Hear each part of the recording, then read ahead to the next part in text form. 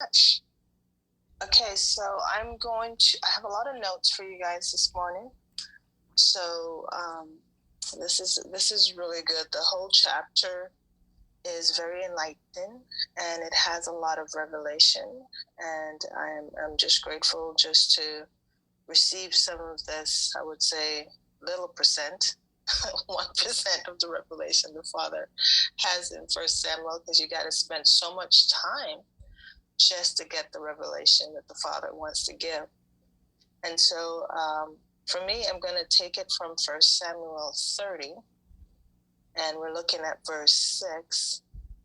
And it said, "And David was greatly distressed, for the people spake of stoning him, because the soul of all the people was grieved, every man for his sons and for his daughters. But David encouraged himself in the Lord his God." So I'm going to look at a couple things in this scripture that I'm going to focus on. And first, it talks about David being greatly distressed. Greatly distressed. What that means is someone who has a prolonged practice of negative emotions. Prolonged practice of negative emotions. So distress is actually a state of being, of great negative emotional being. That's what it is. It's also feelings of, say, extreme worry, sadness, or pain. And so one of the things with the Bible, distress is used several times, but one of the words that is used to describe distress a lot is the word affliction. And so I'm going to give you the revelation on the word affliction, which means the same thing. So a couple things. There's purpose for the distress and the affliction. So I'm going to go over that. There's different kinds of distress and affliction. There's also causes of the affliction. And then I'm going to explain to you the promises of affliction, of God, while you're in affliction. So I'm going to start with, say, the promises, right? So there's 12 promises why someone is being afflicted.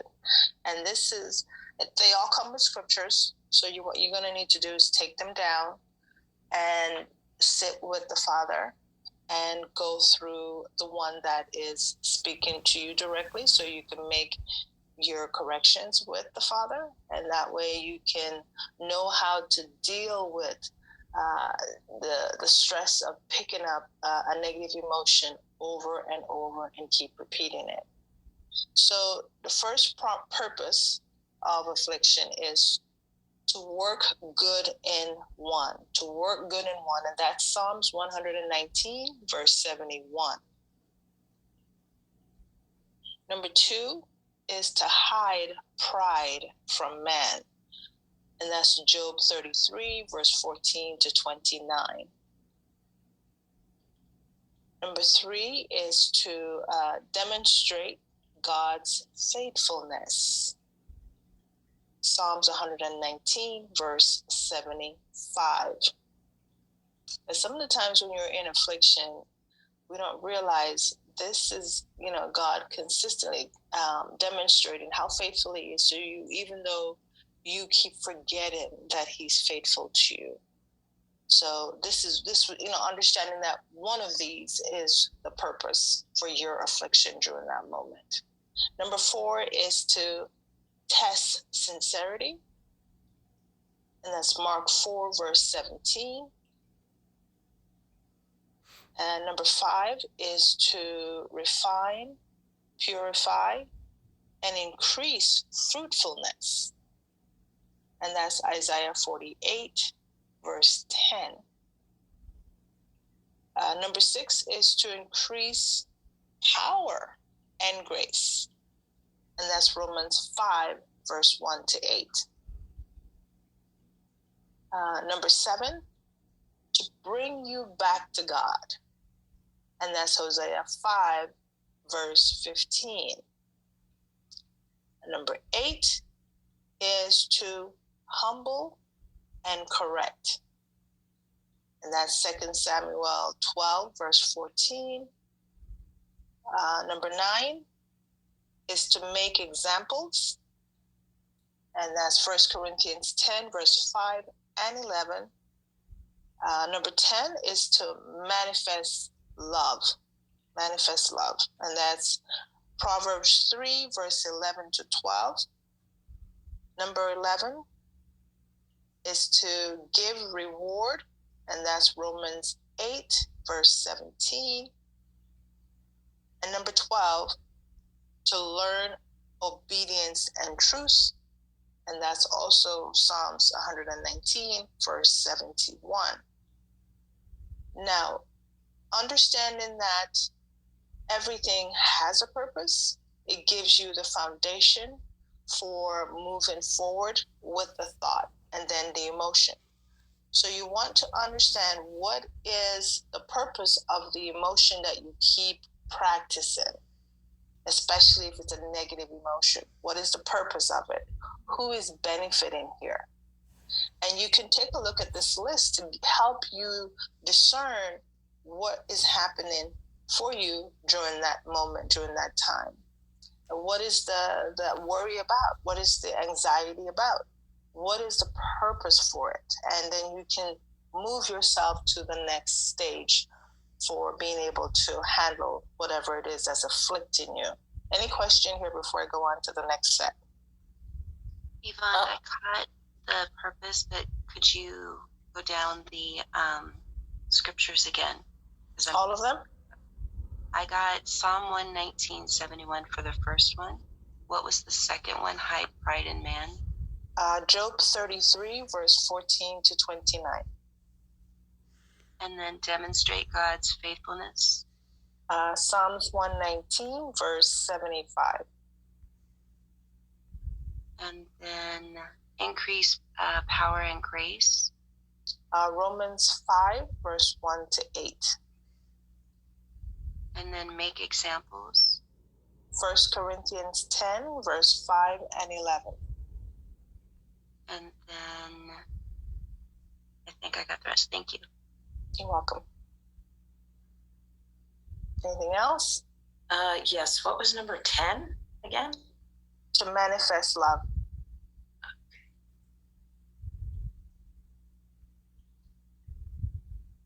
Okay, thanks. Okay, so as we're moving forward, the goal is to recognize the purpose behind the thought and the purpose behind the emotion. And what you want to do is ask yourself the question, what is the purpose for me feeling so bad about myself? What is the purpose for judging myself right now? What is the purpose for even judging others? Because I'm judging someone and I'm being afflicted as I'm judging that person.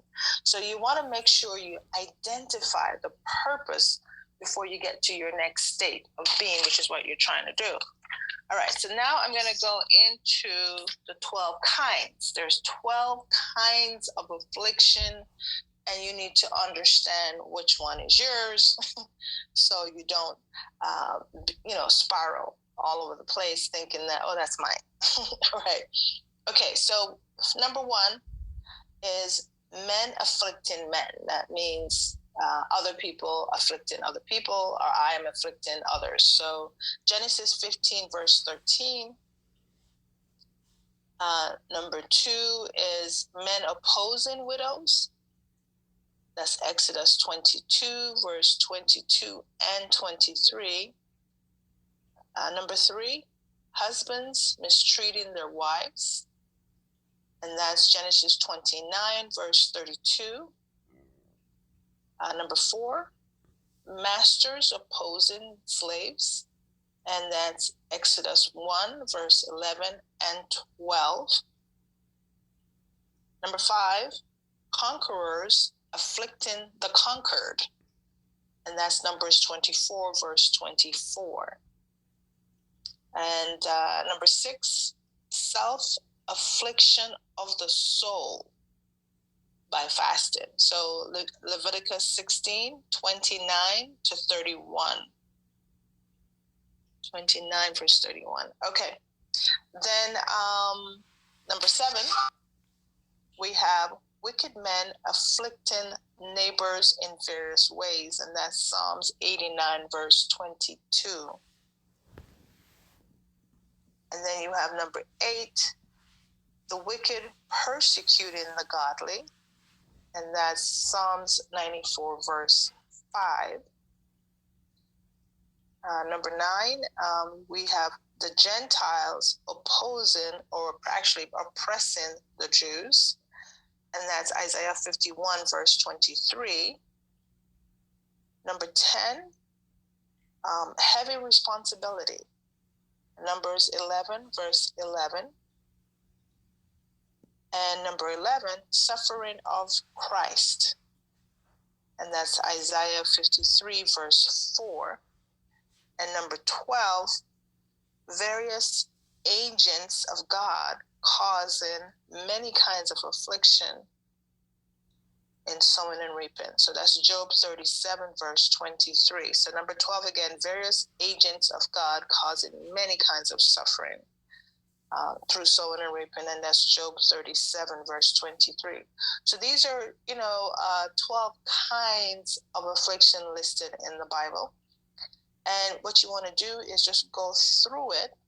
And most of us, I would say, would fall under number 10, because a lot of us have a lot of responsibility that we're moving in and out through, and it does affect us and cause affliction.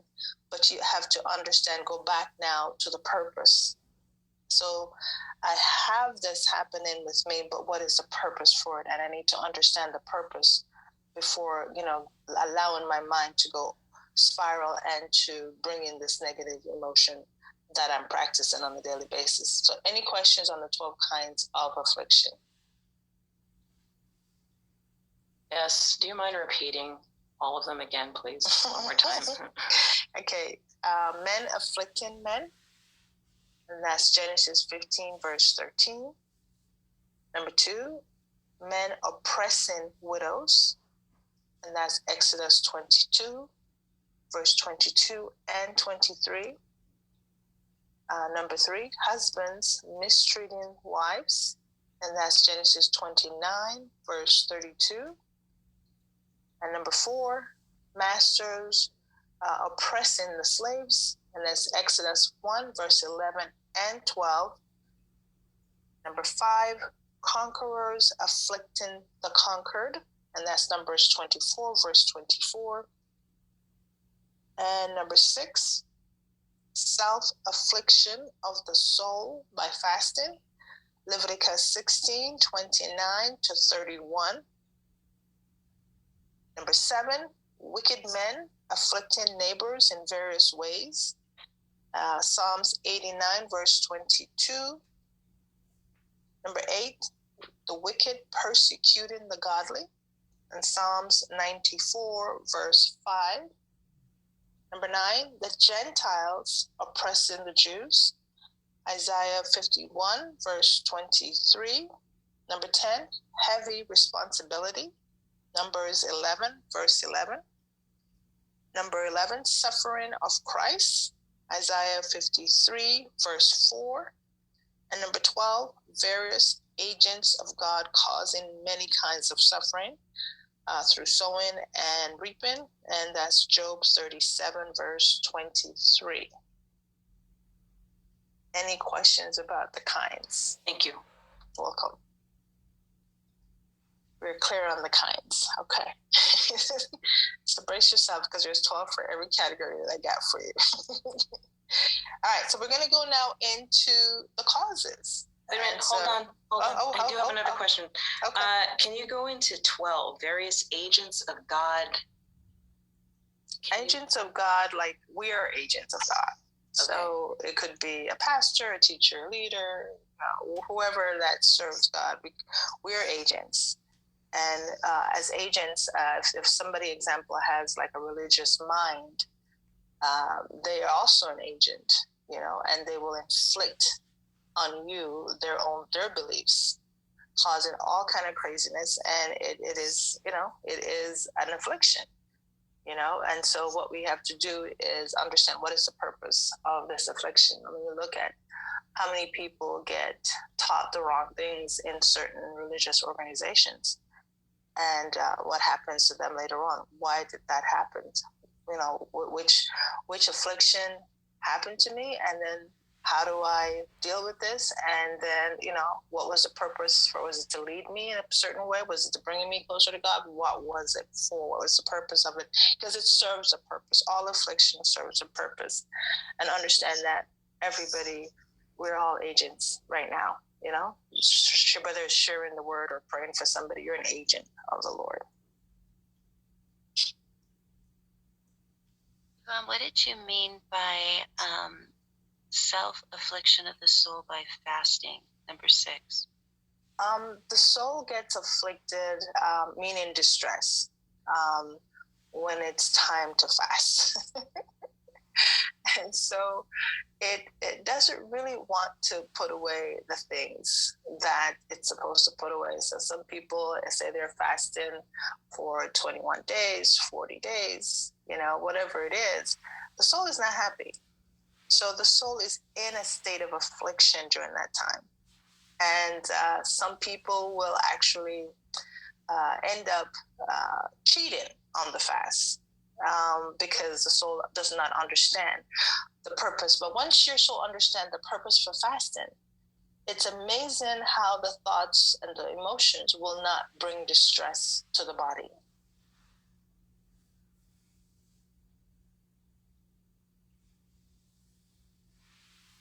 So we're good there? Thank you. Nice. All right, so let's go into the causes. 12 causes of affliction. What causes these things? Number 1, sin. Genesis 3, verse 16. Number 2, backsliding. Psalms 119, verse 67. Number 3, misuse of the tongue. Speaking something that you shouldn't have spoken, right? So Proverbs 26, verse 28. Number 4, resentment. Genesis 16, verse 4 to 11. Number 5, pride. Job 33, 14 to 29. Number 6, stubbornness. Proverbs 1, 30 to 31. Number 7, you're born in it, and that's Job 5, verse 6. Number 8, the mistreatment of others. Genesis 27, all of it. Number 9, hardness of the heart. Exodus 4 to 12, all of it. Number 10, idolatry. Judges 10, verse 6 to 10. Number 11, forgetting God. 1 Samuel 12, 9 to 10. And number 12, hypocrisy. Matthew 23, the whole entire chapter. Questions on that one? And can you repeat them again? Thank you. Okay. Number 1, sin. Genesis 3:16. Number 2, backsliding. Psalms 119, verse 67. Number 3, misuse of tongue. Proverbs 26, verse 28. Number 4, resentment. Genesis 16, verse 4 to 11. Number 5, pride. Job 33, 14 to 29. Number 6, stubbornness. Proverbs 1, 30 to 31. 7, born in it. Job 5, verse 6. Number 8, mistreatment of others. Genesis 27. Number 9, hardness of heart. Exodus 4 to 12. Number 10, idolatry. Judges 10, 6 to 10. 11, forgetting God. 1 Samuel 12, verse 9 to 10. And number 12, hypocrisy. Matthew 23. So what you want to do now is, okay, I understand the purpose. I know that all the affliction has a purpose. I understand the kinds of affliction now. Now I must go over to understanding the cause. which one of these 12 brought me into this affliction? And now I can make changes from that. Any questions on the causes? Mrs. Brooks, what does backsliding mean? What was that? What does backsliding mean? Backsliding means you're having a relationship with the Father, and then you walk away.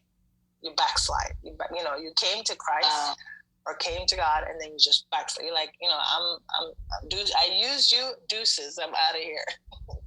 So, but one of the things with backsliding for people, usually when they backslide, they don't know. They become unconscious. And it's not until they realize that Father is no longer with them, because they'll continue to operate in a way as if God is with them. Because God will allow them to have their thoughts have their way with them. So they will continue to think it's okay to dishonor God, dishonor people, and have a relationship. So when they walk away from God because of those thoughts and emotions, they don't even realize that God is no longer there. So backsliding is an interesting thing, because I've seen people who've been backsliding for years who still will preach the gospel, not realizing they've already backslidden. And it's a sad state to see sometimes. Okay, so we're good on all of that, guys? Excellente. So let's go into now. Can I just make a comment, Yvonne? Yes. Deb, hi. The one thing that I'm looking at these causes of affliction, and you said look at the areas where, and I can see where I have to look at primary, because some of these just come up and I think I have more than one cause. You're right.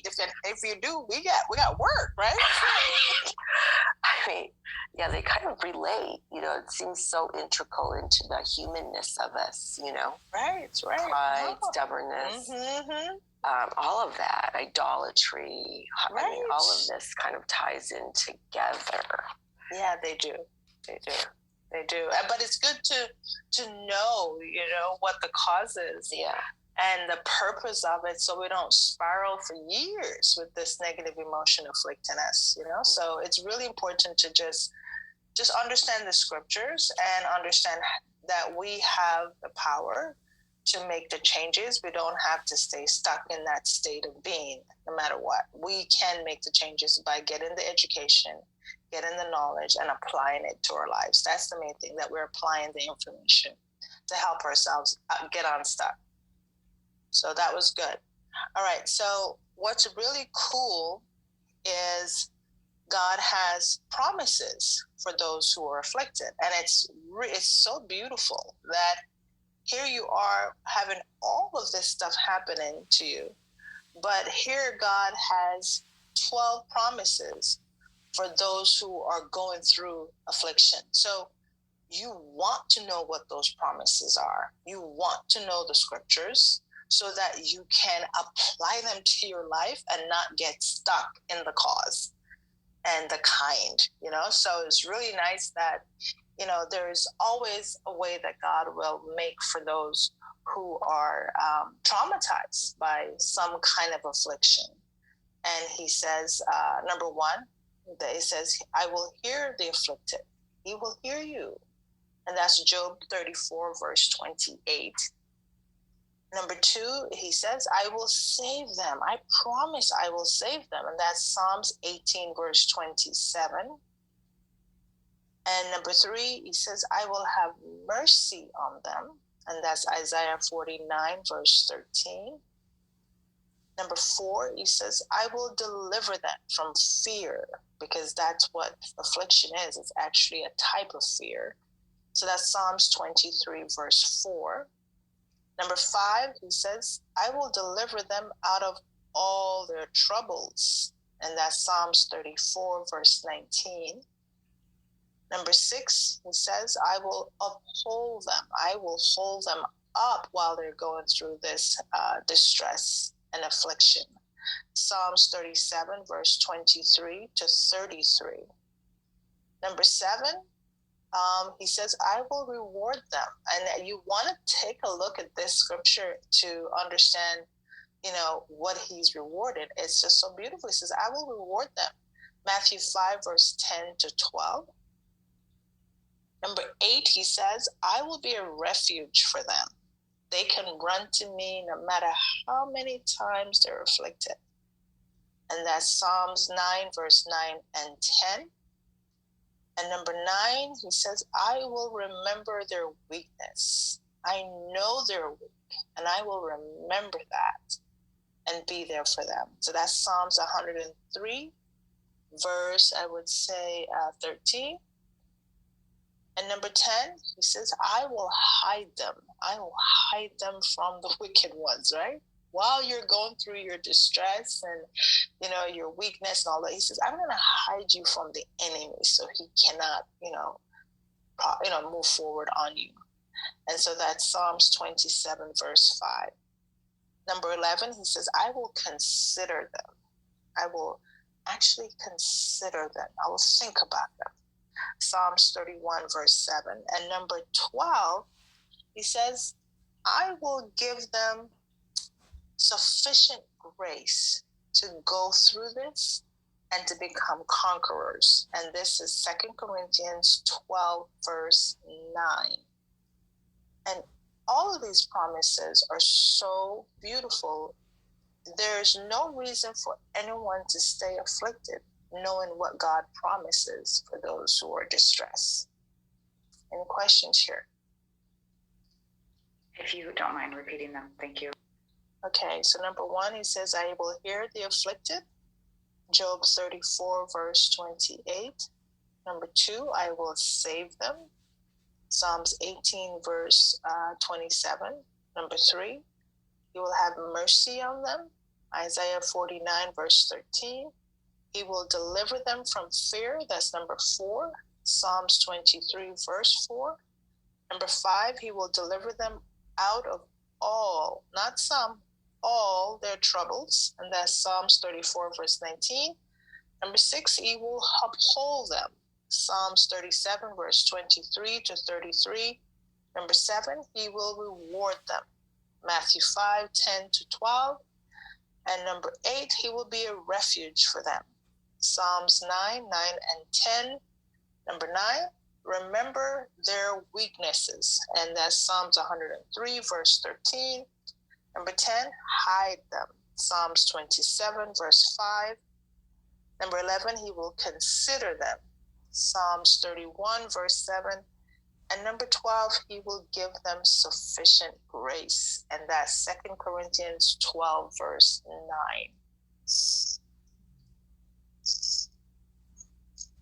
Yvonne, there was a question in the chat. Hold on, I gotta switch screens. It says, what is that we are handle late our positive emotions and fast the negative ones when a situation comes? Okay, break that down. It's not my question, I'm reading it. I know, but break it down right, because I can't hear 100% what the question is. Okay, it says, what is that? What is that? Okay.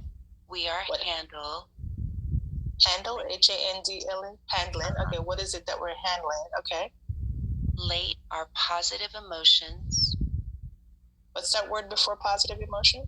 L-A-T-E. Late. Okay, got it. All right. And fast the negative ones when a situation comes. Okay.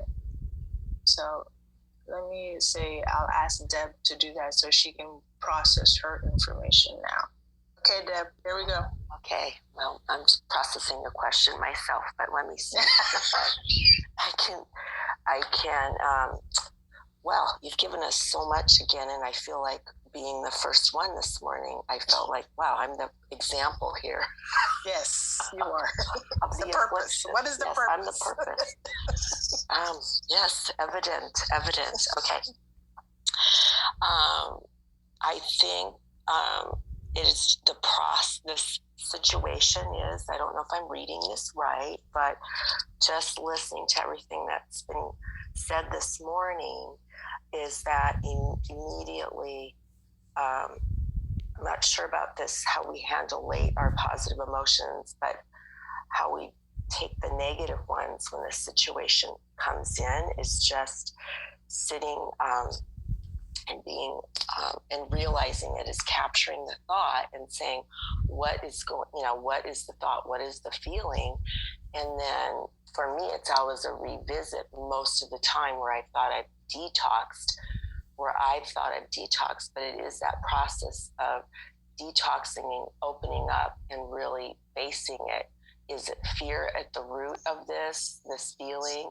And then going through the knowledge of God has really helped me. You've given all these verses today, the last ones, but it's then once you have that awareness and you know who you are in Christ, because he will stay with you all the time. It's just going over it each time and surrendering it and saying, okay, I give it over to the Father.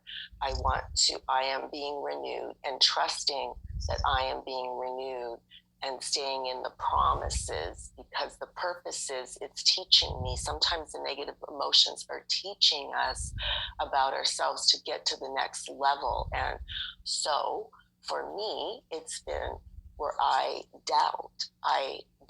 Well, I thought I was casting that out, that emotion. I thought it was really over and over again. It's less and less, but here it comes again. And it's almost like it's really teaching me over and over and over and over about how to soar with God. When I release it, he doesn't want that in my life, and I am with him. He is with me, and to be joined up, I'm casting that out. And then I'm standing on the process that it is not there. And I trust that promise of God. It's the knowledge that he's given me in my prayer time and in the Bible that he is delivering me. And often I don't trust that, or I start to doubt again after a while. But it's okay. So my lesson is it's okay. It's still teaching me. Mm-hmm. It's less and less and less. It's a practice. And hallelujah, it really is about the doubt. And my prayers have been always know the intentions of my heart. They are pure. I want to be closer to you. And he stands, I know now who I am in Christ. I stand on that, and he is my strength. But it sometimes takes me, I have to go through this because of where I was, whatever my traumas have been through the years, or my incorrect beliefs. But I just keep moving forward, and believing brings me to the point of saying, I am here. I have more for you. This is the next level. When you release it, you are in my presence, and there is light and glory, and he is honored. So he's honored when I'm releasing it and it's gone, because now I'm with God. It's not the negative it's not the negative where God doesn't want us to be. But it's also just saying it's okay. See, my thing has always been, I feel I'm judging myself because I don't feel like it's okay when I keep doing it, when I have the awareness. And so there's just a lot always to unpack, but that's my overthinking, and he just gives us grace. Just let it go. Deb, just let it go. Look, you're flying. You're soaring. You're that pelican that I shared over a month ago. Right. That I am flying, I'm gliding, I'm with you, Father, and there's joy, there's happiness, all of that. So I don't know if I answered the question, but that's where I went with it. Amen. Thank you. Appreciate that. Jen, do you want to get a stab at it? You're so funny, because I was going to say something to Deb, and I thought, no, I need to be still. Mm-hmm. We got you. Deb, I just wanted to say to you that as you were talking, number one, thank you for your vulnerability and being so transparent. I think it helps way more than you know. And we appreciate you walking it through and continuing to fight through that, because you're taking all of us with you. Yeah. The second thing that came to me, or I wanted to say to you, was the fact that in your awareness of that's what you're walking through, when Yvonne was talking about, I think it was in answer to Rebecca's question of backsliding, the fact that you're in that awareness, you are not blind. And so there's hope and encouragement in the fact that when he says he will never leave us, he will have all of this mercy, all of this grace as we are walking through the process. You're not blind. And there's been many times in the past where that's been one of your frustrations, is the fact that you felt you were blind, and then you come into the awareness and you're like, oh my God, how stupid have I been? You're walking into this now not blind. So not only is that growth, but that's also proof of his presence with you. Thank you. Thank you. I received that. Thank you. Thank you. I appreciate that. All right. Anything else, guys? Very simple, very easy.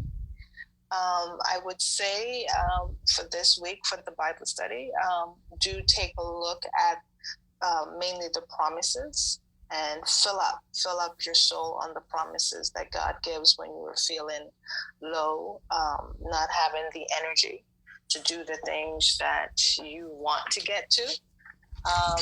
I would say, let's look at ways. I'm going to give you some ways to encourage yourself. If you are, I would say, being afflicted, one of the ways, I'm going to give you just 6 on this one. Be mindful of your small accomplishments. Just, bring it to your attention of the baby steps that you've made, and be mindful of those. Number 2, try to find and identify ways to celebrate daily progress. Look for daily progress. Pay attention to the progress you're making in any area of your life. Force yourself to find something that you are making progress in on a daily basis. Number 3, stay focused on the purpose, because without that, you're going to get lost, and you're going to forget why you are experiencing the things you're experiencing. So stay focused on the purpose. I would even write out the purpose if I were you. Number 4, accept your situation and then make corrections. Don't try to make corrections without accepting the fact that this is happening to you. Accept it first, step 1, and then make the corrections. Number 5, I would actually even also create some problem-solving mind maps. This is where you create like a mind map, a map of your mind, a diagram, some kind of diagram. And in that diagram, you just put what it is that the affliction is. And then outside, you can begin to write out the purpose. What are your steps for accepting it, and what are your steps for making correction? And it could be something simple, like maybe reading one of the scriptures or whatever it is, but you want to create a mind map to solve the problem that you're having with yourself, repeating that negative emotion. And number 6, shift your focus to what God is doing in your life and away from worshiping the negative emotion, because every time you allow that negative emotion to counsel you, it is a form of worship. It is a form of idolatry. And again, all negative thoughts and all negative emotions are forms of idolatry. And they're also a way for us to worship the dark side. So we want to realize that you are actually giving it a purpose. It has a purpose in your life. You are safe. You feel safe when you worship the negative emotion. And once you understand that and hate that, you hate the fact that you're worshiping the negative emotion, you will begin to do damage control and back away and begin to say, okay, I'm going to create a mind map that helps me walk away from this in a safe way, instead of me showing up every day and giving worship which takes away from the Father. It takes away from your relationship with the Father.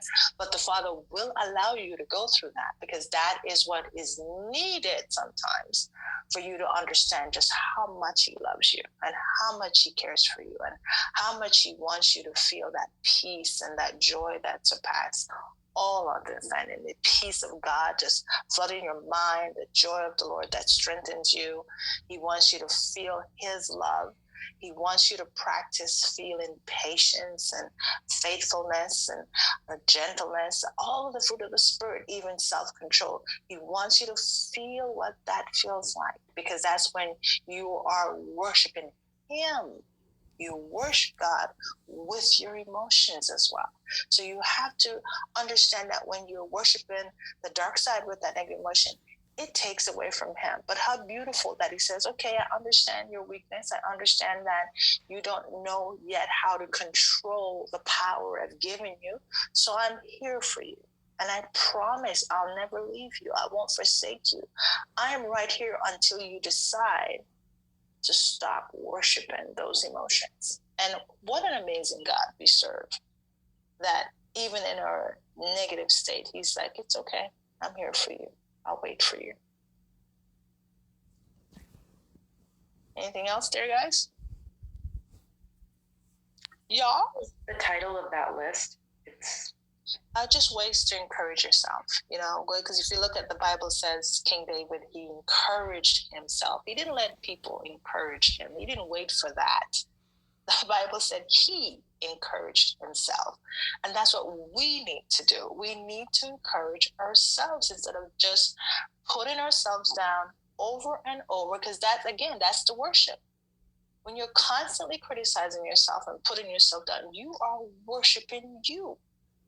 God doesn't get the glory in that. So encourage yourself instead of discouraging yourself all the time when things don't go your way, or the world does something, or your family member does something, or the business, whatever it is. Take time out just to encourage yourself. You're doing a good job. Yes, it didn't happen the way I wanted it, but guess what? I can see progress. Boom, encourage yourself.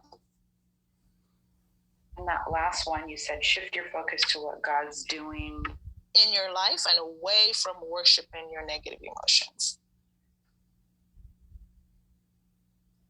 To look for the progress, because there is progress. Mrs. Brooks, you know the Frank Sinatra song, I Did It My Way? Right. I don't know why all of this has a lot to do with that song. Like he says, regret, I had a few, but then again, and honestly, it's like I did it my way. So when I say my way, I mean God's way. So we exactly. could just sing that song, the Frank Sinatra. We had resentment, we had regrets, we had all these things, but I did it God's way instead of exactly. my way. Right. What a beautiful just thought just now that you brought in, you did it God's way. And what's God's way? God's way is that I focus on what He's doing in my life instead of what I am doing to myself. I didn't get what I want, whatever it is, my way. That's self-worship. So I love that thought of I did it God's way. And what does God want? He wants me to be happy. He wants me to be content. He wants me to be fulfilled. He wants me to know who I am. He wants me to understand that I'm loved and that I'm a confident being and I'm a great channel of love for the world. He wants me to know all these things. So discouragement takes that away. And so then the negative side says, okay, well, no, I'm just going to worship me. I'm going to be poor me. I'm going to feel bad about myself. And that's the way I'm going to do it. And there's a consequence for that, because God will wait for you. He will let you go through all of that and then wait for you. Can I just share one other thought, Yvonne? What you're saying right now just came up. I think sometimes what God does that's so beautiful, even if you've identified the purpose of this and you're going through it and it repeats, but there is a purpose. He allows you to go through it and you're going to come to the other side. But sometimes what I've really been so grateful to God is that there's been somebody in my life that was in my mirror. Not even that, I'm not, of course, the negative mirrors that you've talked about can, show us our part of ourselves that bring that awareness. When I haven't had awareness, those mirrors of people I've been frustrated with have actually opened me up as much as I didn't want it, Right. But when I truly reflected on myself instead of them, it brought me to awareness. But the other thing that I've noticed more and more in my journey is that there have been so many beautiful people along the way that would give me these mirrors of, oh, there's somebody with such confidence. And it could be somebody, a believer or a not a believer, right? And I just had a recent one the other day, and I was sharing it with Erica, and that's powerful. See, I think the positive models when we're in that negative mindset can honestly be so changing, because you're seeing it. Because sometimes when you get stuck, even though you think you have that awareness and you're going through the questions and etc., all of that is that you still always need those pictures like you have shared. But the real picture of another person is so powerful. So this last week, I was I'm in a book club, and we met, and there's one woman in this book club that is, I would always think of her as the description is resourceful. So she's a person that always shows up. And if somebody needs something or needs an idea or doesn't have, it's just kind of, oh, what do I do about this?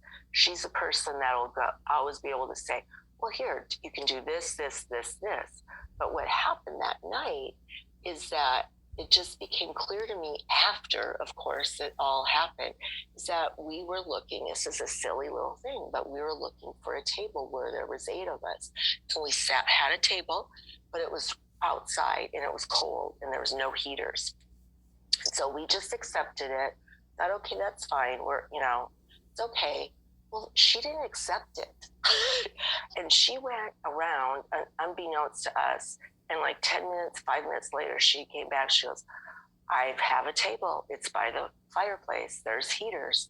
And she had already saved them and done it. And I was telling Erica, it was just I looked at her mindset. Right. Her mindset was like, I am capable. I have confidence that I feel uplifted that this will work out. I'm going to find it. And she's always like this. It is truly a mindset. And I just thought, well, then instead of me thinking, oh, all these tables are full. Oh, there's a little bit of, besides acceptance, there's a little bit of, well, I'm not even going to look. I just look. They're not even full. I don't see anything. And boom, she went ahead. She had that strong mindset of knowing what her purpose was, knowing what she's good at and knowing what she can do, and she can do it. She was confident. Yes. So that's what it's about. Yeah. And that's what it's about, because it's the same issue. Like you said, you have all these women, and one with that higher mindset will quickly solve that problem in her mind, because she knows who she is and she's confident of who she is. But understand that picture she gave you is also a reflection of you. And so she's showing you, see, Deb, this is you. I am just reflecting you. You're just not here at this vibration yet, but I want you to know this is also in you. And then you take that and you run with it, because she's showing you and demonstrating to you who you are at your highest level. And that's because you can say that, Yvonne, because I did have the awareness. That's a double reflection. You're saying that's right. That I take that in because God gave me that awareness. That's right. There you go. So you don't look at her as, oh my God, she's got this amazing mindset. No, she's me. I get to take that picture and run with it. Wow. That's super powerful. powerful. Right? Instead of, oh, she's better than me. She just gets everything done. I can't. No, she's your mirror. Why is she the mirror in the negative but not the positive? Okay. Thank you. You're welcome. I have a question. You said in the kinds of affliction, the one that we have most of is the lot of responsibility. Yeah. So what's the difference between a negative thought versus a thought for having boundaries, especially when we have a lot of responsibility? Well, the main thing is to first understand that what is the purpose of the heavy responsibility? And, I only receive more responsibility because I'm capable, and we need to understand that. Only those who are at a high functioning mind will get more responsibility. And the reason why that becomes heavy burden for us is because we don't understand that we're being called to a higher level.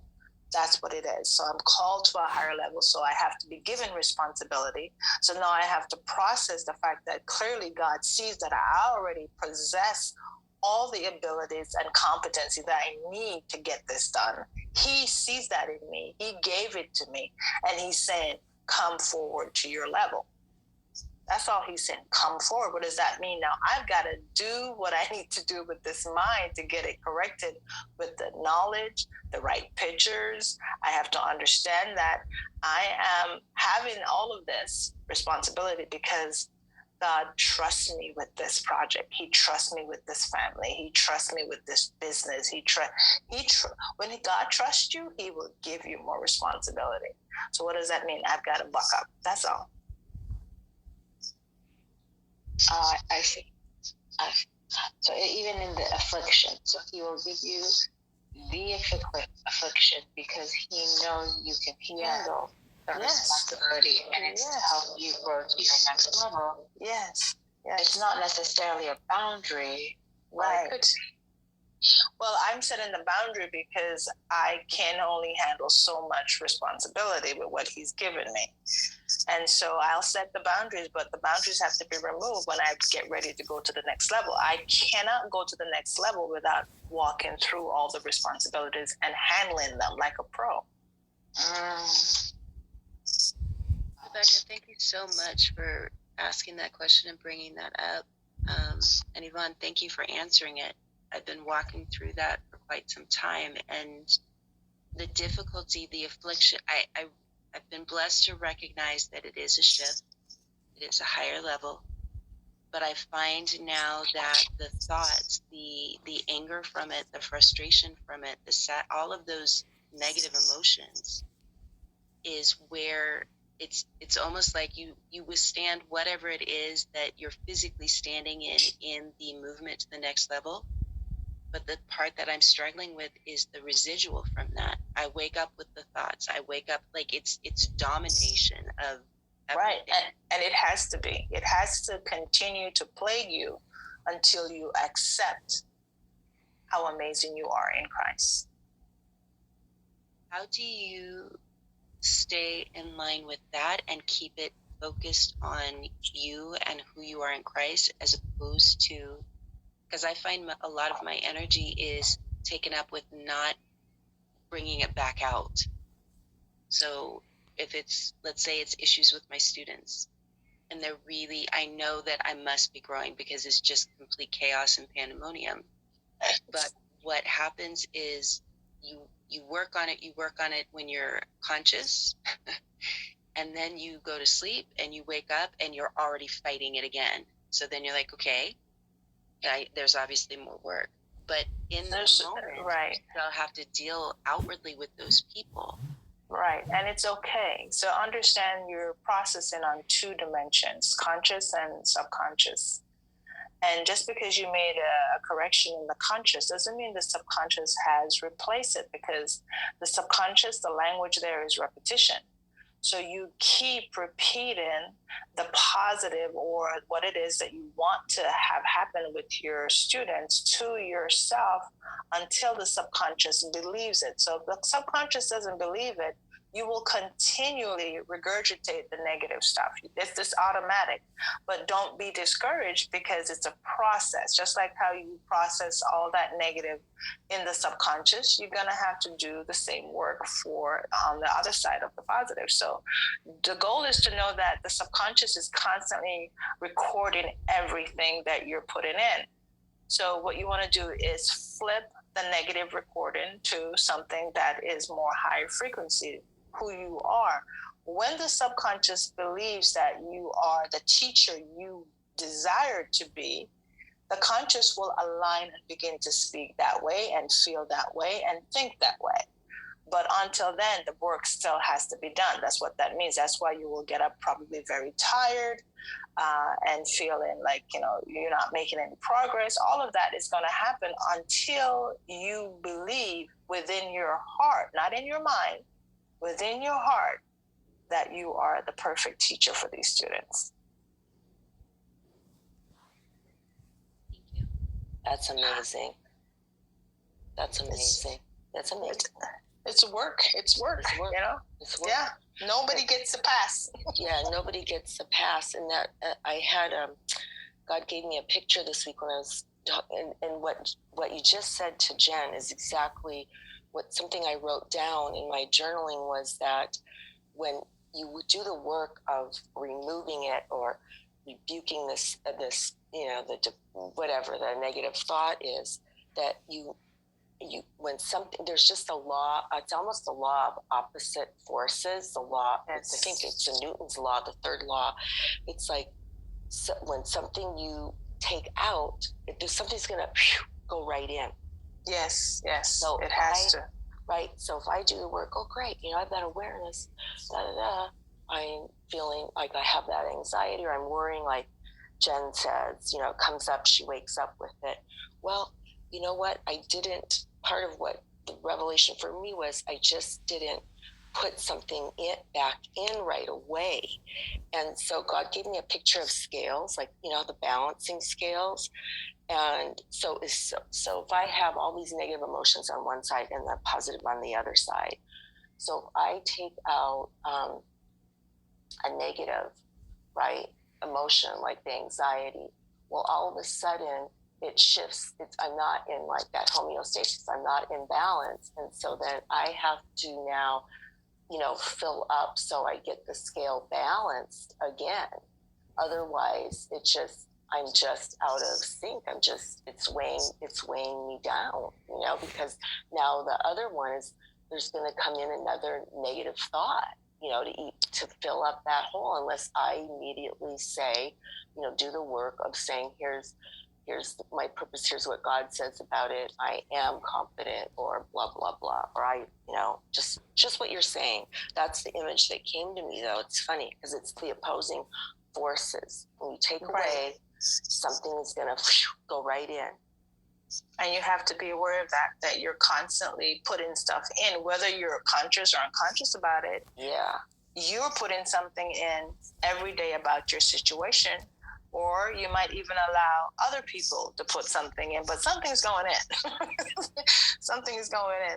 And one of the things I want you to remember, all of you, is that nobody starts, say, in a very excited position about themselves. We all came in this world and it was very dark, and we have to work our way through. So one of the things that I have noticed is that you have to start in the dark with your situation and move to the light. So you have to overcome the doubts, the fears, the anxieties, the negative thinking, the negative emotion. That's work for the soul. That's the soul work we're here to do. And when you accomplish that, then you will move into a different dimension of peace, and the fruit of the Spirit will flow simply through you, through all the situations you're going through. But until then, that darkness is there to teach you. So you must position yourself to be a learner every single day from your situation. Stop trying to think you know. You don't know. That's why you're there. The situation is your teacher to bring you closer to God. All right, so let's have our Kimberly lead us out, and we'll go speak with Miss Linda.